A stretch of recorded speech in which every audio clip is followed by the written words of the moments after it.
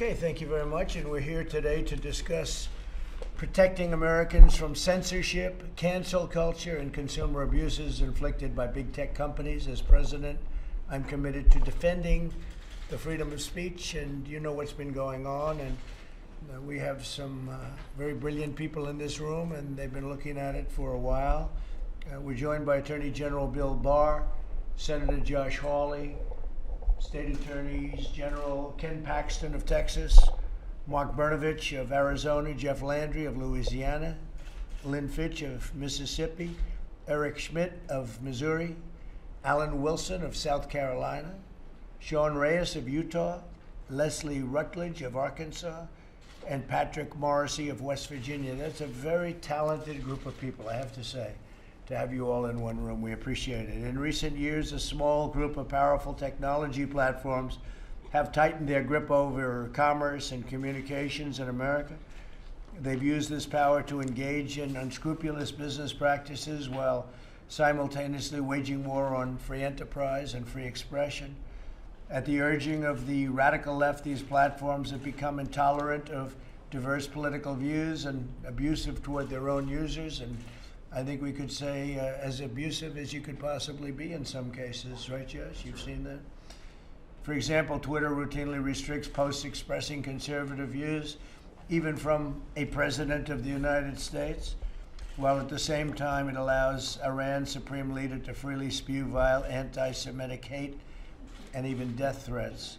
Every year, countless Americans are banned, blacklisted, and silenced through arbitrary or malicious enforcement of ever-shifting rules. Some platforms exploit their power, acquire vast sums of personal data without consent, or rig their terms of service to coerce, mislead, or defraud, and we've seen it so many times. In May, I directed Attorney General Barr to work with the state attorneys general as they enforce the state laws against deceptive business practices. Today's discussion will focus on concrete legal steps to protect an open internet and a free society, including steps to ensure the social media companies cannot deceive their users with hidden efforts to manipulate the spread of information. This is a very big subject. We're going to be discussing it. We've been discussing it. And over a fairly short period of time, I suspect we'll come to a conclusion. I'd like to ask the Attorney General to say a few words. Bill, please. Sure. Thank you, Mr. President, for convening this roundtable. And it's a pleasure to have this opportunity to meet with all my colleagues, the State Attorneys General and Senator Hawley. And you State Attorney Generals and I are meeting tomorrow on some of our efforts in related areas. So I'm looking forward to that meeting as well. But we're here today as part of the President's executive order on preventing online censorship. That order tasked the Department of Justice with a number of responsibilities. First, the department was directed by the President to propose legislation to reform Section 230 of the Communications Decency Act. That's a provision that provides broad civil immunity to online platforms, both for hosting and for removing third-party content. I'm pleased to report that earlier today, the department, on behalf of the administration, has sent to Congress proposed legislation to reform Section 230. And that legislation addresses concerns about online censorship by requiring greater transparency and accountability when platforms remove lawful speech. Your executive order also directed the department to work with state attorneys general to review how state laws can be used to combat deceptive and misleading online practices. And I'd like to thank my colleagues from the states for joining us to begin addressing this important topic, and I look forward to our broader engagement on that issue.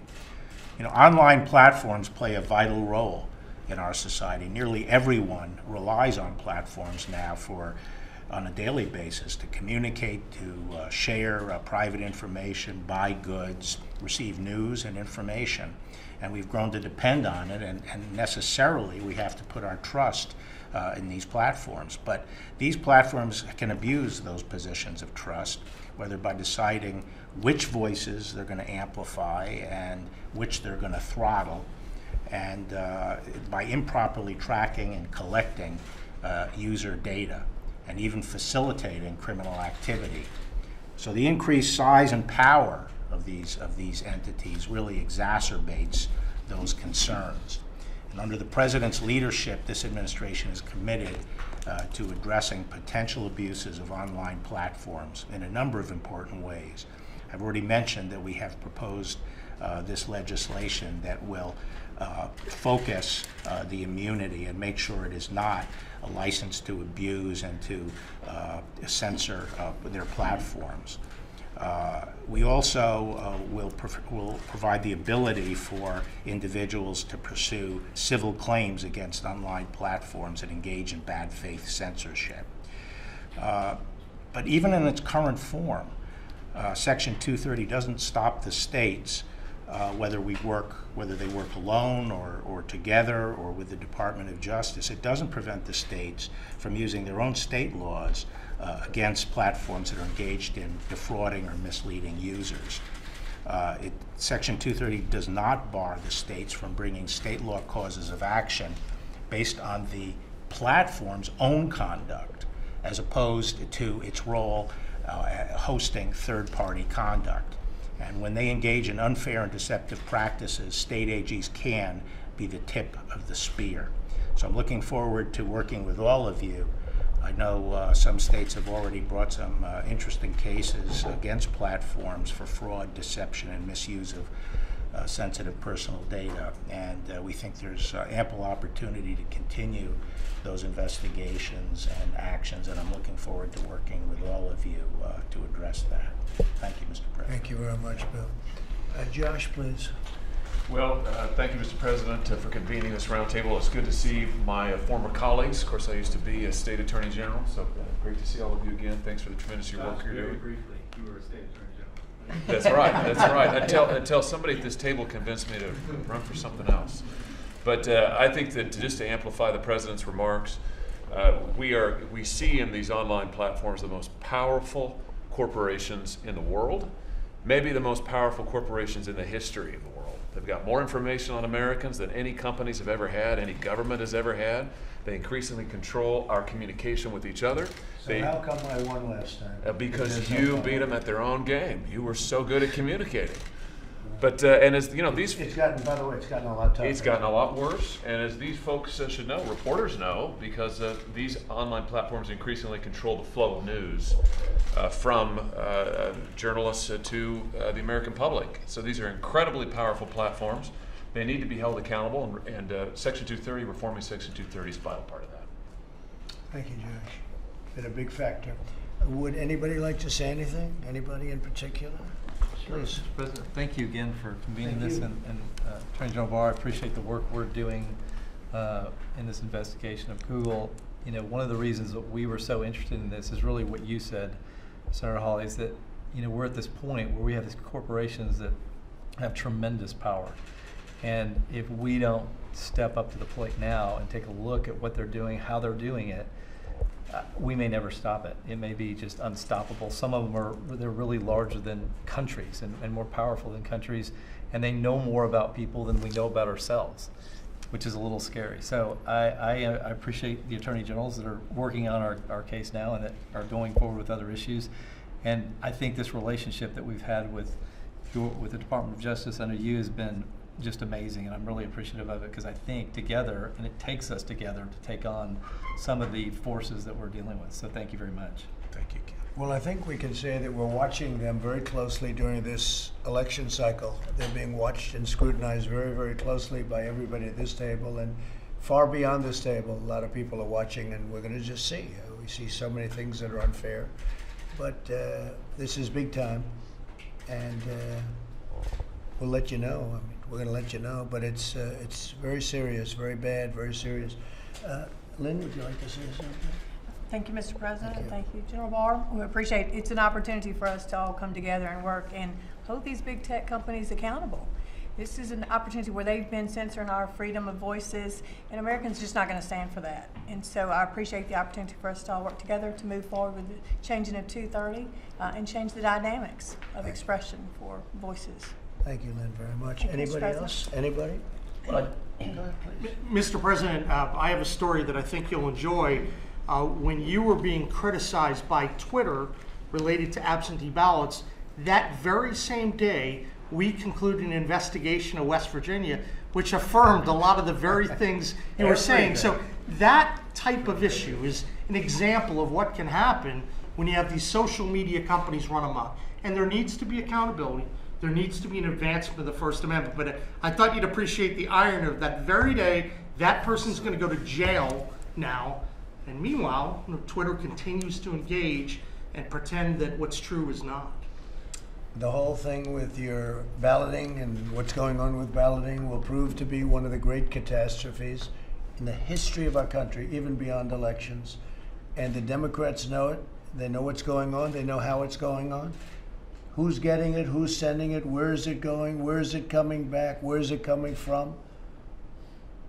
Are mailmen involved? Who's delivering it? It's very, very, and they know it's going to be. And all you have to do is look at, as in a case in West Virginia, but many cases, I would say every single case in the last number of years where they've done this, and this is a tiny scale compared to millions and millions of ballots that are being sent. This is going to be one of the great catastrophes and one of the great embarrassments in the history of our country, beyond elections. And the Democrats know it, and they're setting it up for chaos, and that's what they've done.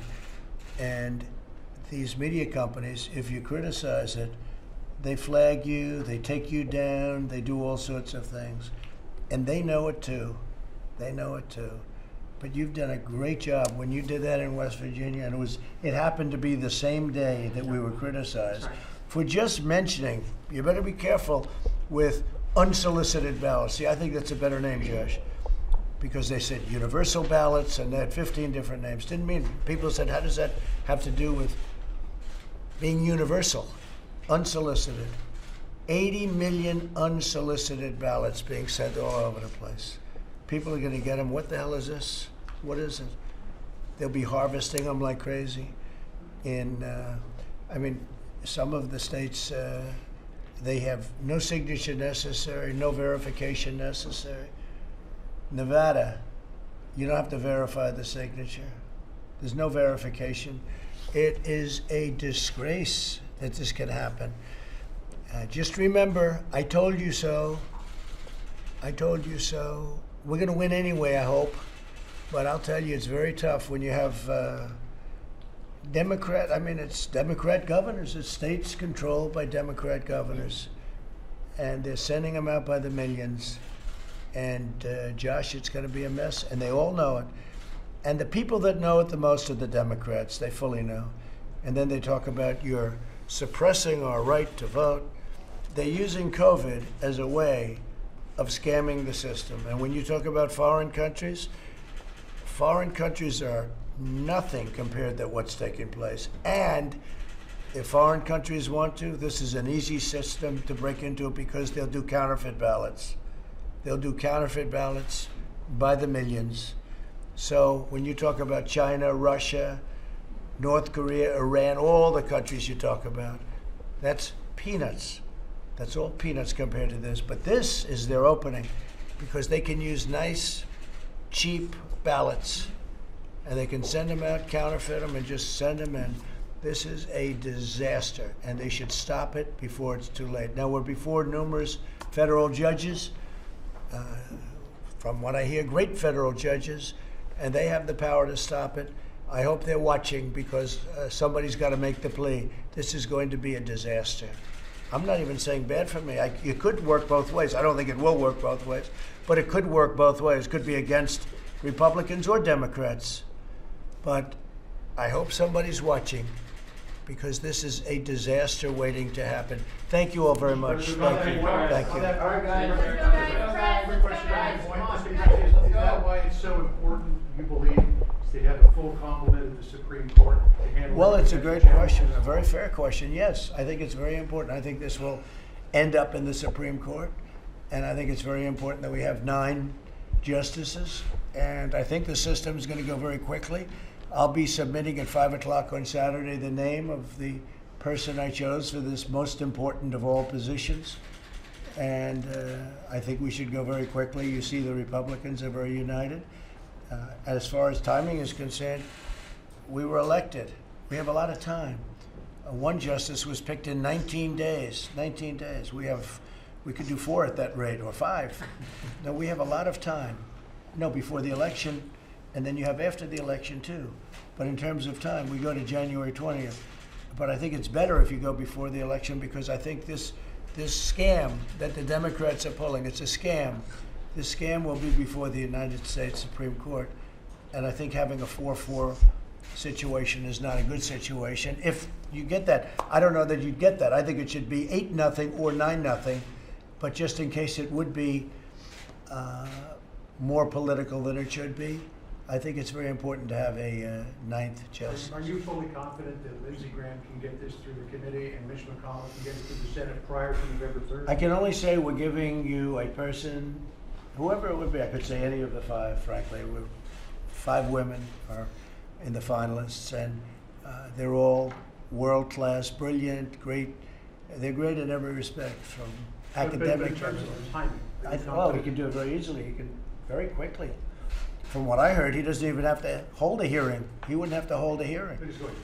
He's going to, I would think. So, But again, are you Jed, right? he wouldn't even actually have to hold one. And, most of these people are young and they just went through the process. Many of them just went through the process recently. So it's not like, gee, let's look at papers that are 15 years old. No, I think the process is going to go very quickly. The hearing, I think Lindsey's going to call the date of the hearing as soon. You can't call it until you have the candidate. And once we have the nominee, I will wait to hear what the date is. But from that point, I would think it would be fairly quick. They're all extraordinary people. I can't imagine it could be anything else. And the Republicans, you saw them as well as the Republicans. Most of them have already made their intentions very clear. Even Josh. So I think that that's a tough vote. Right? So I think we're in great shape. But let me ask you that question, Josh. John's asking a question about timing and all. Can you get it We done have by nothing but time. Yeah, John, I think absolutely we can get it done. We can do it even with a full complement of hearings. I think that the president just alluded. Justice Stevens was confirmed in 19 days. Justice Ginsburg was confirmed in about 40 days. We've got the time to do it. We've got the wherewithal to do it. And I think we should have a vote before the election for the reasons the president articulates. And I think we can get it done, and we will. Mr. President, do you believe that justice was served in the Breonna Taylor case in Kentucky? And what is your message to the black community who believe that perhaps justice was not served by the decision that was rendered by the grand jury in Kentucky? Well, my message is that I love the black community, and I've done more for the black community than any other president. And I say, with the possible exception of Abraham Lincoln, and I mean that, with opportunity zones and with criminal justice reform, with prison reform, with what we've done for historically black universities, colleges, schools, what we've done. It's nobody's done more. Abraham Lincoln, let's give him the nod, but beyond that, nobody's done more. I love the black community. I don't know enough about it. I heard a decision was just made. We've been together here, and so we haven't discussed it. But after I see what the decision is, I will have a comment on it. Okay? Thank you all very much. Thank you very much.